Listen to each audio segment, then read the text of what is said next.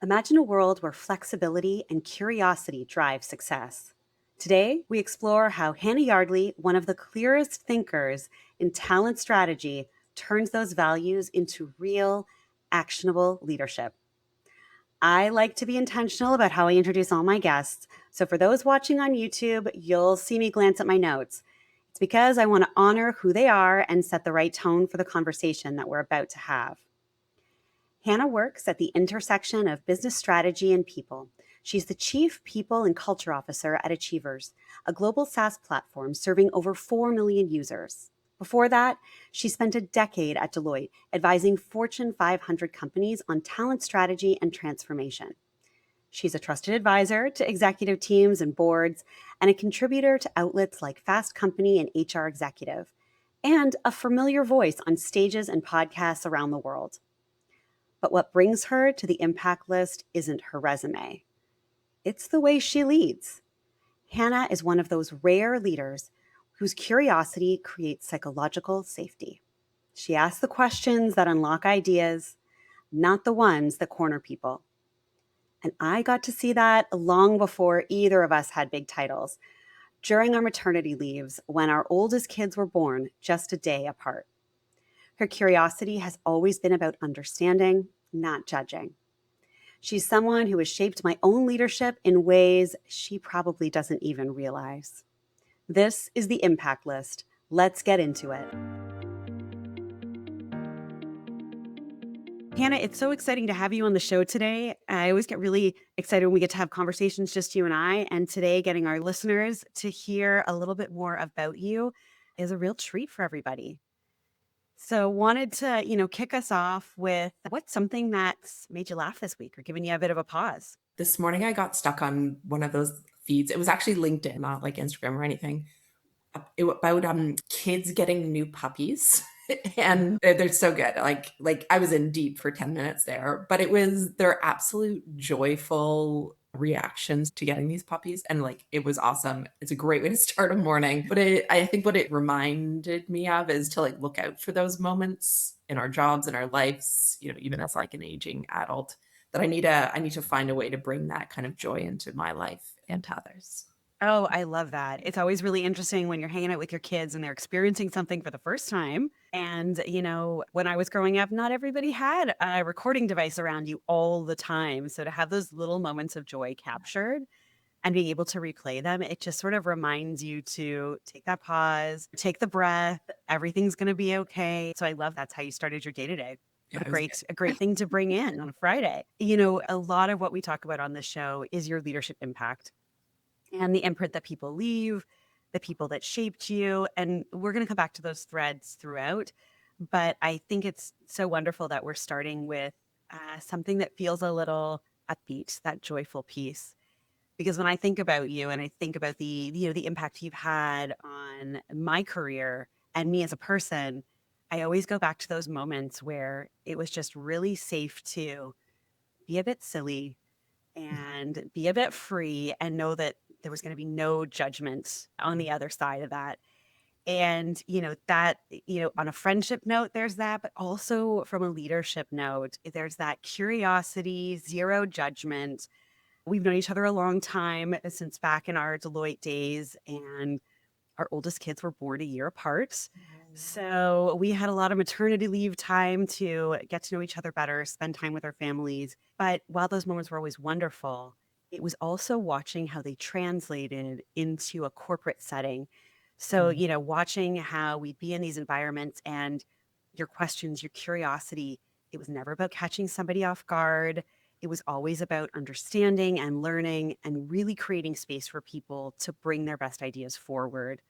And, I get to watch from the sidelines in your role as Chief People and Culture Officer at Achievers. And you're still one of the best examples I have of what it looks like to lead with both intellect and heart. And you really remind people, including me, that it's not really about having all the answers. It's about creating space for others to find theirs. So I know sometimes it's hard to hear all those great things so early in the morning, but what resonates for you most when you sort of think about that? Well, first I'm gonna sign you up to write my performance evaluation, which is coming up next week. So I'll get you as like a phone a friend. I to That. go into that. I think there's a saying, it's better to bend than break. And I think that idea of flexibility, this idea that I don't have to have the answer, that someone else can have the answer, that it might look very different than what I anticipated. And the only way to really bend things, because it can go in any direction, I'm very open to that, is to be have a curious mindset. So I think that idea of like everything should be bendable and flexible is like a value that sits deep in me. And I think that's what drives then the what you see or what you described around things like curiosity. Because in order to be able to be flexible and go off in any direction, because why not? You need to be curious in order to be able to figure out what direction that might go and be open to all of that kind of stuff. So I think that phrase or that value of flexibility is what then drives what you're describing as being my leadership style. A lot of research has shown that, mentally in your brains, you can't hold curiosity and judgment at the same time. Mhm.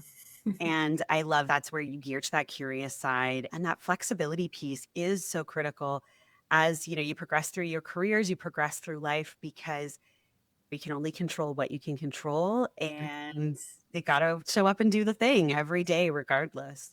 Yeah. And when I really think about your values, your style, your presence as a leader, obviously I don't get to see it every day anymore. It's been a while since we've actually worked together.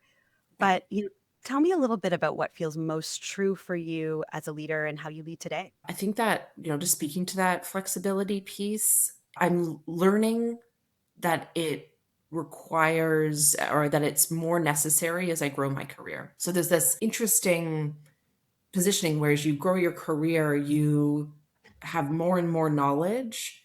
You've seen a lot more things. You've experienced more things. People are more reliant on you to make decisions. I think it's incredibly important to actually put all of that aside and do more around allowing others to be able to make those mistakes, to be able to make those decisions, to be able to engage in what they think is the right direction to go into. And so it's this inverse thing, but that I'm learning is as I gain more of that, I need to use it less or should use it less in my daily practice. And so what I'm learning is it's kind of in conflict with each other, interestingly.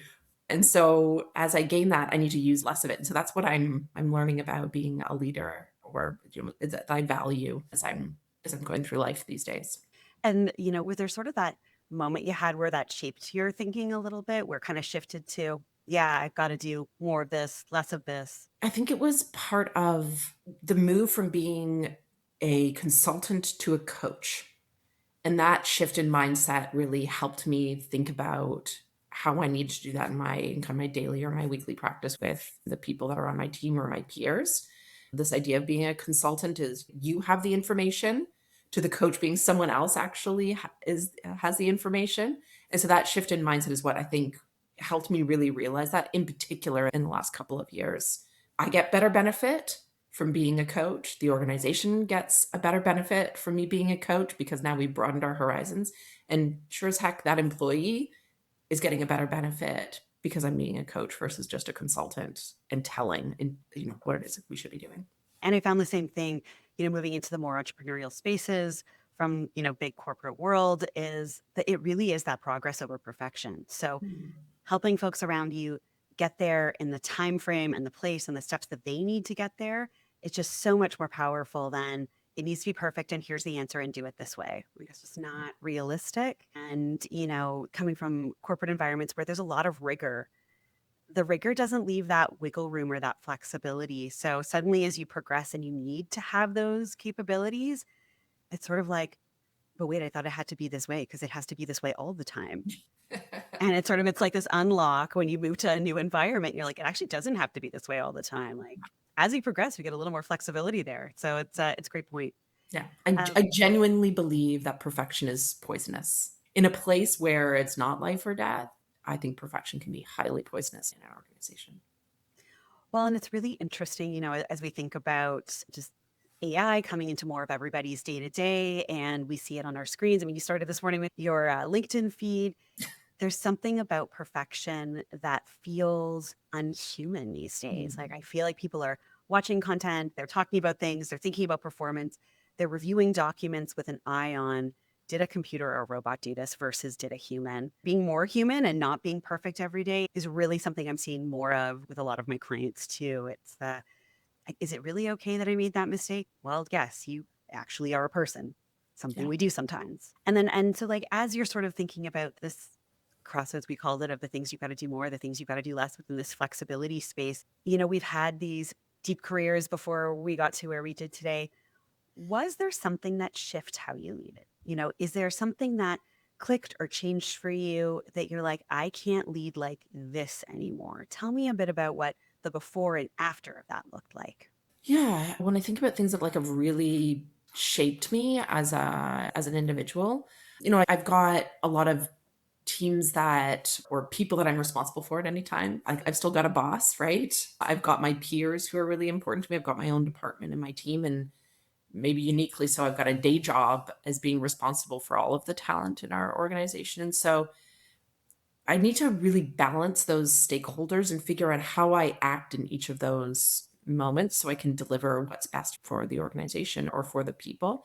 And in particular, that CEO CHRO one is a relationship is one that kind of stands out for me that really is shaping how I lead today because particularly in the organization I'm at, we kind of step on each other's toes. And that's a good thing, actually. I don't feel like he's like overburdening me with his desire to be involved in HR or talent issues. In fact, I think it's super cool that he believes that HR is doing strategic things.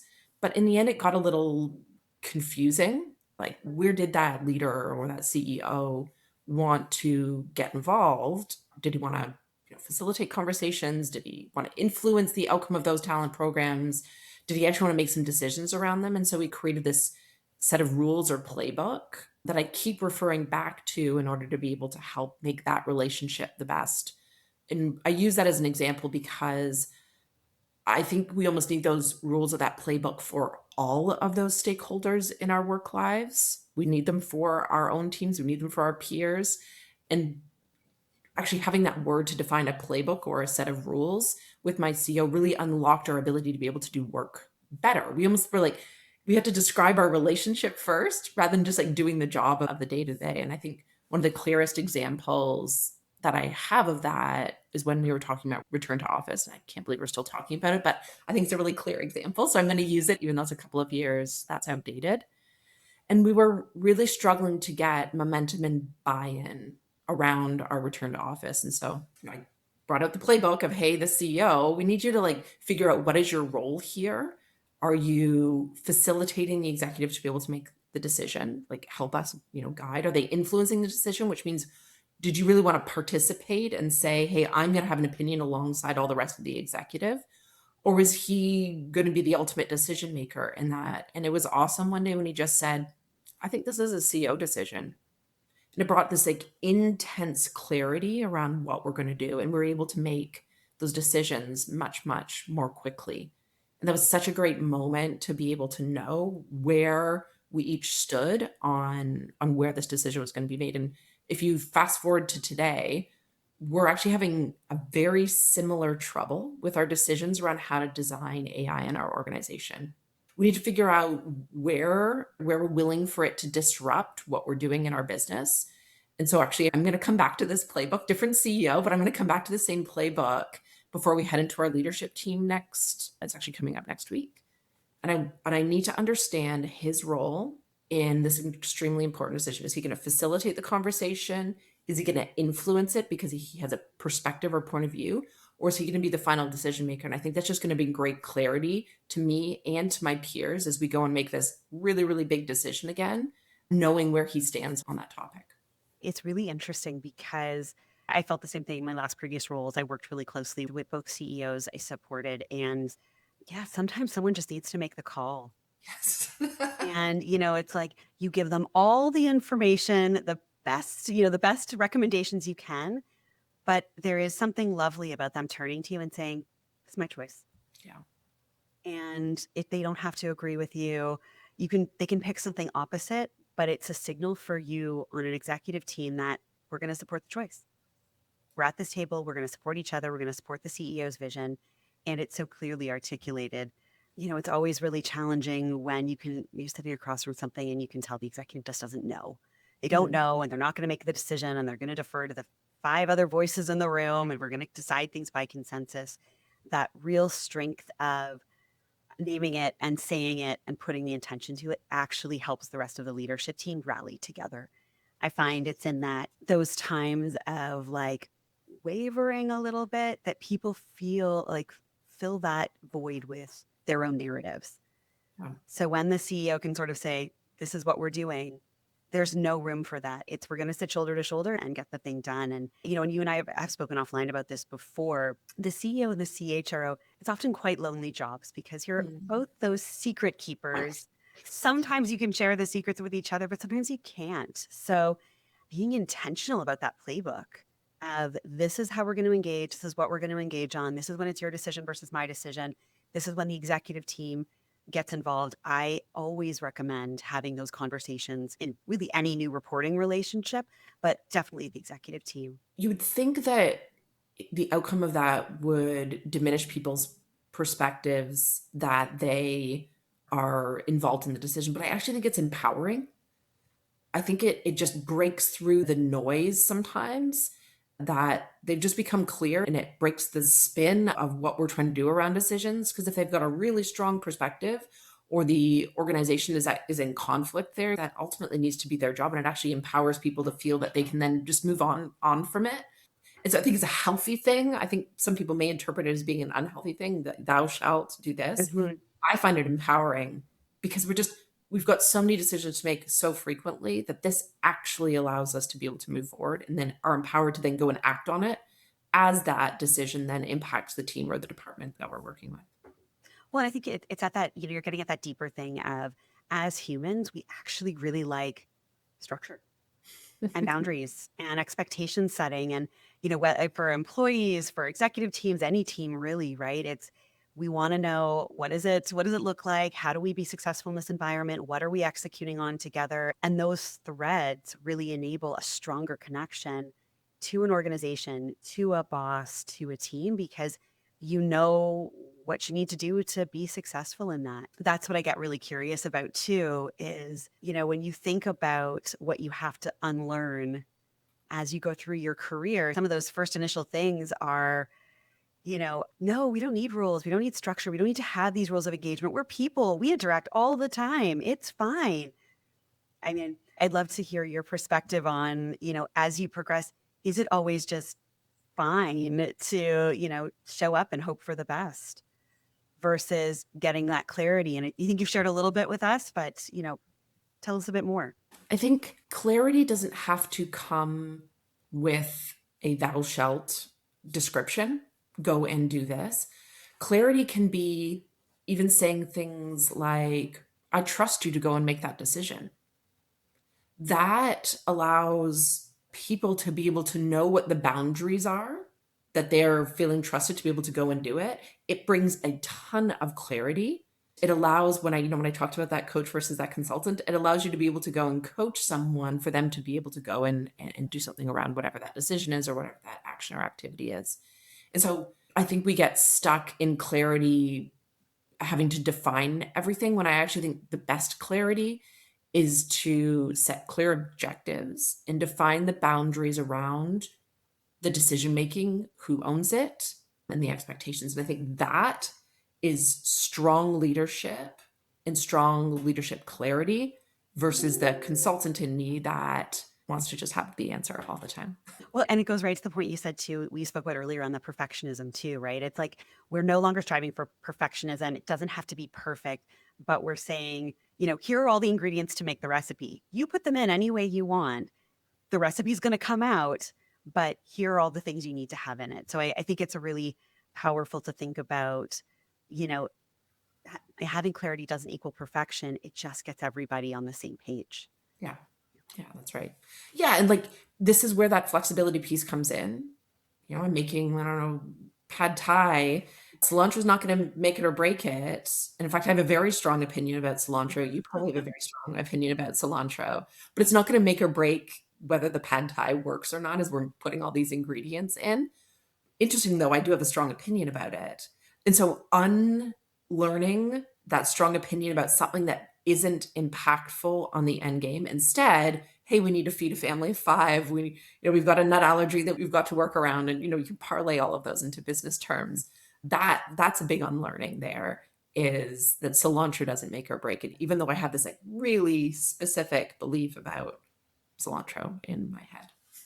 But I love that as an unlearning, right? Because the things that make you successful earlier in your career is that you catch every little detail. And especially in our consulting world, like you have gone through that slide deck and you make sure that the fonts are all the same size and the headers are all this and this. And that is equivalent to your cilantro. Being able to look backwards and reflect, would it have mattered really if my font was off on one slide? I mean, it's not great for quality, but would it really end the relationship with the client? So, you know, I'd love to hear a little more about that kind of unlearning of, I'm going to paraphrase, not sweating the small stuff, but, you know, love to hear it in your own words. I don't, and I can't have all of the answers. And as a junior leader, it was all about having those answers. And I think that's a common downfall as a new leader, is that you feel like you need to have the answers. I think we're all kind of mini consultants as we step into our first leadership position. We think that being able to do all of it and answer all of it is what makes you a great leader. And as I've kind of grown into that leadership capability and style, it's so much more important to absorb the fact that maybe you do know, but even if you don't know, that someone else should have those answers. And it's not just like the mantra, teach a person how to fish, but it's a fundamental belief that they have answers to their own problems, to help them see the power in those own ability and in their own abilities, and to ask those powerful questions, not have powerful answers. And so it's well beyond the teach a person how to fish. You need to fundamentally believe, and that's where I think great leaders show up, is when they flip that switch in their head, not just because they're supposed to mentor or coach or help employees grow, but they believe that individual can seek the answer to their own problem. They are powerful enough to be able to find that path. Not on their own. You can coach and you can guide and you can ask powerful questions, but you're not giving it to them. You're not serving it up. It's so interesting that you say that kind of building that scaffolding for people.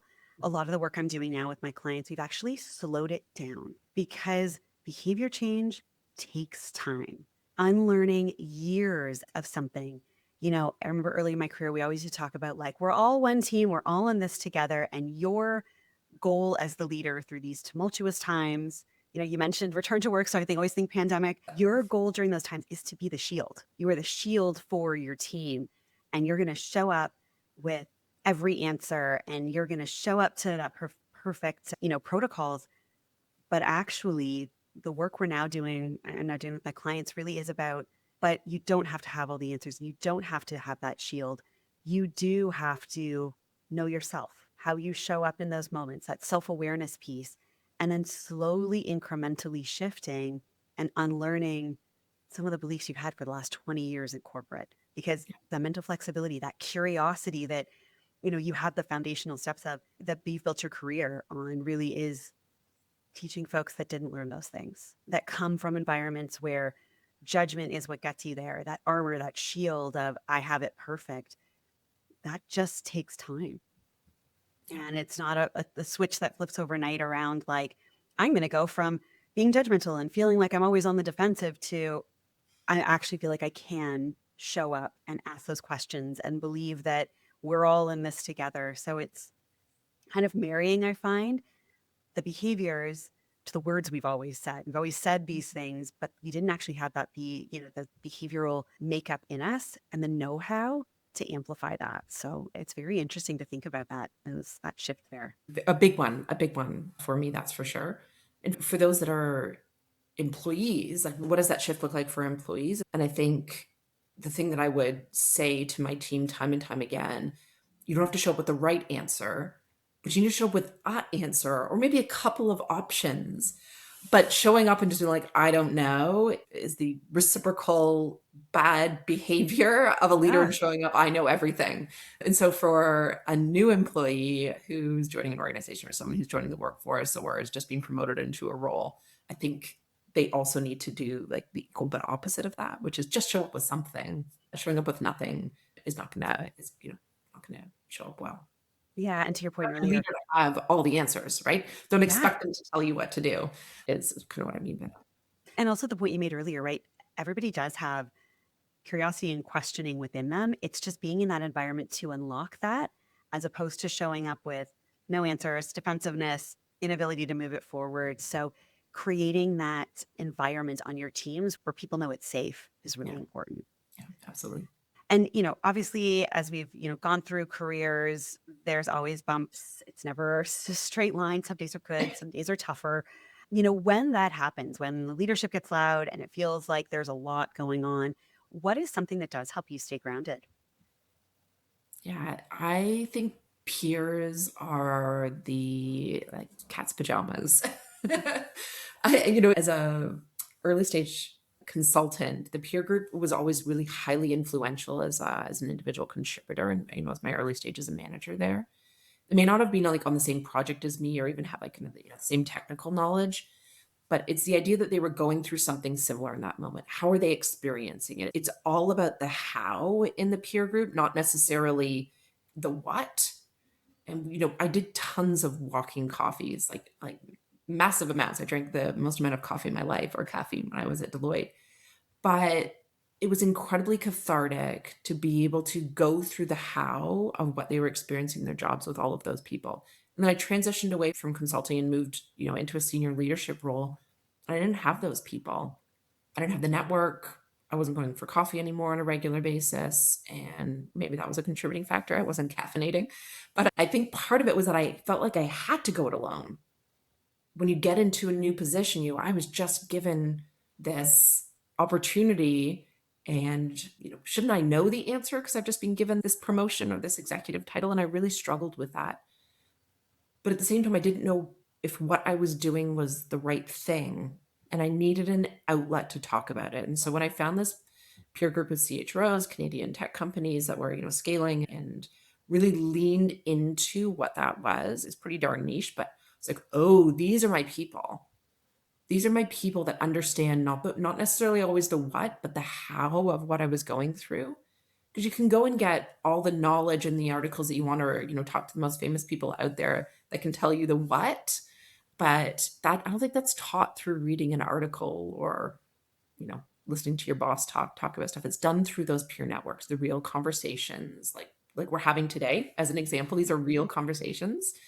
That's the unlock for me during hard times. Just to know that I wasn't going it alone every day was a really big one for me. So wherever my life takes me next, the one of the first things I will do is find the peers, the people that will support around me. That is such a massive thing to help me peer through the noise of life and the noise of work life too. Yeah. I completely agree. I didn't notice I had a peer group that I was learning from and growing from until suddenly I didn't. And I remember, it was a really particularly tough morning. I think, running late. I had food in my hair from my kids and a sticky handprint on my shirt. And I show up at the office to a bunch of folks who have long since had small children.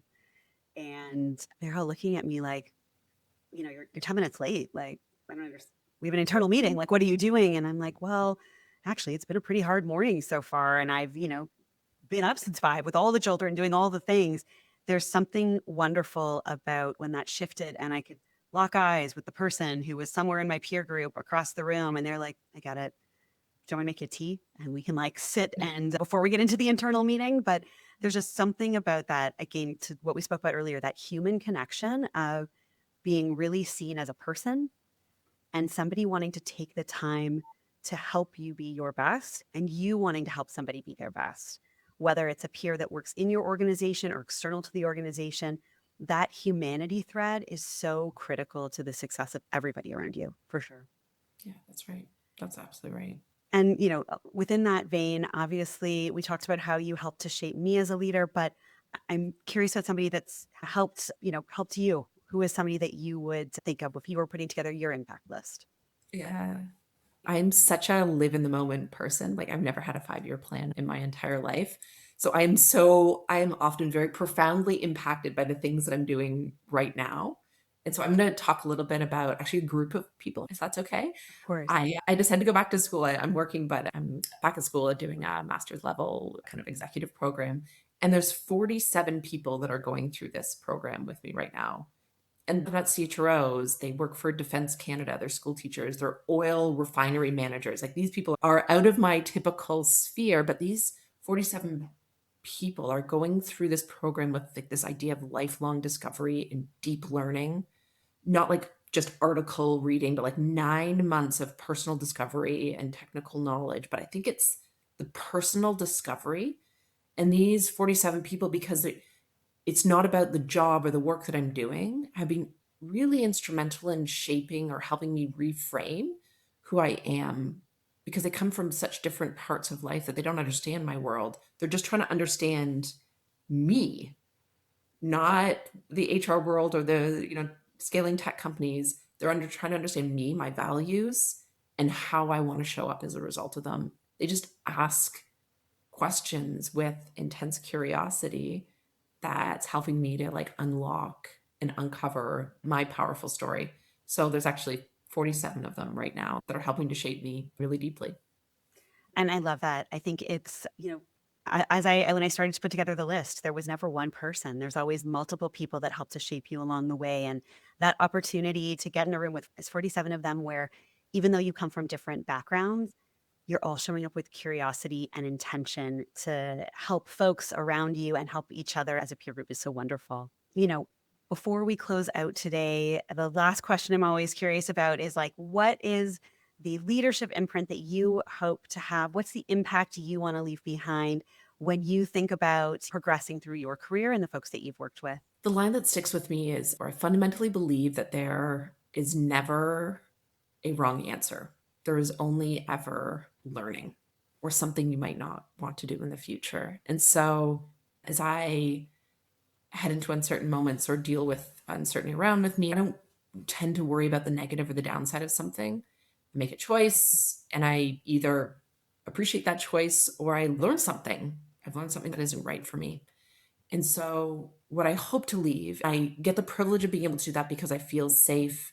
I feel like people share with me. I feel like I've built or have the right people around me to be able to experience that. And so what I hope that I leave as a leadership impact is that people feel that they can be transparent enough to make mistakes, the same mistakes that I did or different ones, and that I help them to see the learning that comes with that.